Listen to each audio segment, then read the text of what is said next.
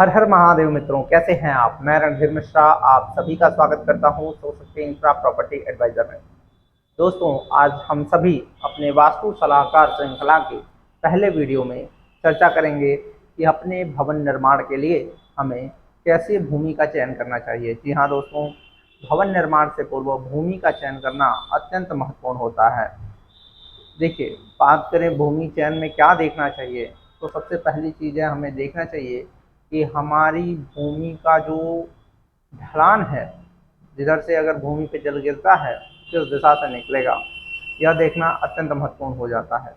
अगर भूमि का ढलान आपके पूर्व दिशा में हो, या मैं दूसरे शब्दों में कहूँ पश्चिम में भूमि ऊंची हो और पूर्व में ढलान युक्त हो, नीची हो, भूमि पे जल गिरता है तो पूर्व में निकलता है, ऐसी भूमि बड़ी ही उत्तम और धन संपत्ति देने वाली होती है। जी हाँ दोस्तों, ऐसी भूमि पे यदि आप अपना भवन निर्माण करते हैं तो आप उसमें निवास करते हैं तो धन की कमी आपको नहीं होने वाली है। धन का आवागमन बना रहेगा आपके घर में। अगर वही निकास पूर्व में न होकर दक्षिण और पूर्व कोने पे अर्थात आग्नेय कोण में हो जाता है, तो ऐसी स्थिति में भवन निर्माण के उपरांत आपके घर में आग लगने का भय बना रहता है।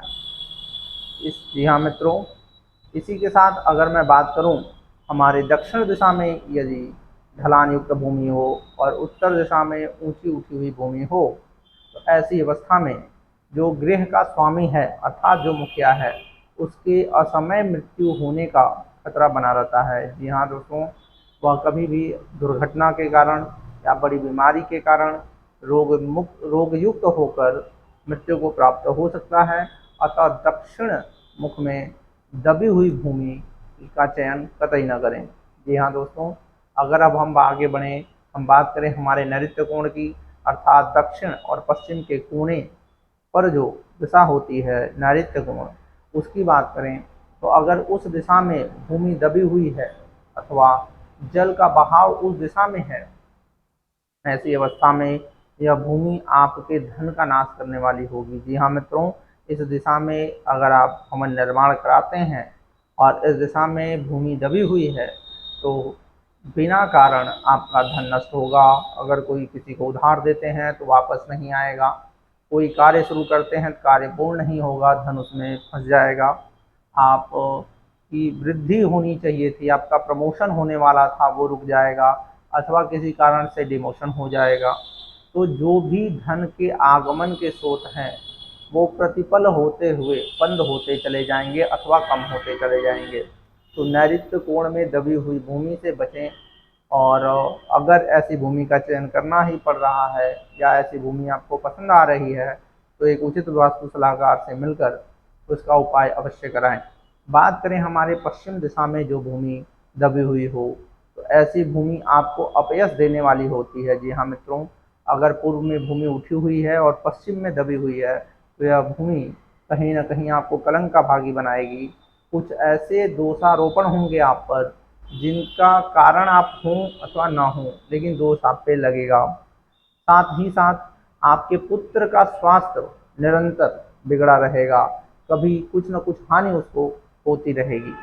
अब बात करें हमारे वायव्य कोण की, जो हमारे पश्चिम और उत्तर के बीच की दिशा है, तो यह दिशा जो होती है आपको परदेश में निवास कराएगी। जी हाँ दोस्तों, अगर आपके भवन का निर्माण ऐसी भूमि पर हुआ है जो वायव्य कोण में दबी हुई है, तो आपका रहना, जो गृह स्वामी है उसका रहना उस घर में कम ही हो पाएगा। आप अपनी नौकरी के चलते, अपने व्यापार के चलते अथवा किसी अन्य कारण से आप अपने घर से दूर ही रहेंगे, प्रवास ही करेंगे, किसी दूसरे शहर में, किसी को दूसरे देश में, किसी दूसरे समुदाय के साथ रहना होगा। घर पे रहना आपका नहीं हो पाएगा, चाहे उसका जो भी कारण हो। अब बात करें, अगर उत्तर दिशा में हमारा भूमि दबी हुई है, उधर से हमारे यहाँ जल बह के निकलता है, अगर जल बरसता है, तो ऐसी भूमि बड़ी ही उत्तम मानी गई है। यह आपके पद और गरिमा को बढ़ाने वाली भूमि होगी, यह धन धान्य को बढ़ाने वाली भूमि होगी। तो ऐसी भूमि का चयन अत्यंत उत्तम माना गया है। बात करें यदि वही जल के निकासी अथवा भूमि आपके ईशान कोण पे दबी हुई है, तो यह भी धन धान्य को बढ़ाने वाला, यश को बढ़ाने वाला, और सबसे बड़ी बात मित्रों, आपके बच्चों में विद्या के प्रति ललक जगाने वाला, उनको विद्यावान बनाने वाली भूमि होती है। तो आप प्रयास करें कि पहले इन पूर्व में अथवा ईशान कोण में या उत्तर दिशा में दबी हुई भूमि का चयन करें। अन्यथा अगर ऐसी भूमि आपके पास है जो विपरीत दिशाओं में दबी हुई है, तो उनका उचित उपाय करा के आप उनके साथ भी जा सकते हैं। मैं यहाँ यह नहीं कह रहा कि ऐसी भूमि को आपको नहीं लेना है, लेकिन भवन निर्माण से पूर्व उनके उपाय अवश्य करने हैं। इसी के साथ हम फिर मिलेंगे अपनी अगली वीडियो में आपके लिए कुछ और नई जानकारी के साथ। और मित्रों, अगर वाराणसी में आप किसी भी तरह की प्रॉपर्टी देख रहे हैं या उसमें इन्वेस्ट करना चाह रहे हैं या प्रॉपर्टी लेके आप रहना चाह रहे हैं, तो एक बार हमारे चैनल पर उपस्थित अन्य वीडियो को ज़रूर देखें, जहां हमने आपके लिए वाराणसी में विभिन्न प्रकार के प्रॉपर्टीज़ दिखा रखे हैं। आप उनमें से किसी का भी चयन कर सकते हैं और उन प्रॉपर्टी से संबंधित किसी भी प्रकार का वास्तु सलाह हमसे प्राप्त कर सकते हैं। इसी के साथ हर हर महादेव।